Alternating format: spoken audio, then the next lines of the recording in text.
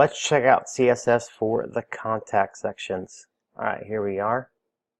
So first I'm setting just some padding for the CAPTCHA area that matches this font that I'm using to match with the button height. So that's one thing I'm doing there. And that's this first guy right here. Alright, so the first couple sections, there's no custom CSS. Contact number 3, this section, we're doing a box shadow. This box shadow here, going around this guy. So that's where you would edit that. Contact number 4, we're doing some z-index and margin top to get this guy to float like this.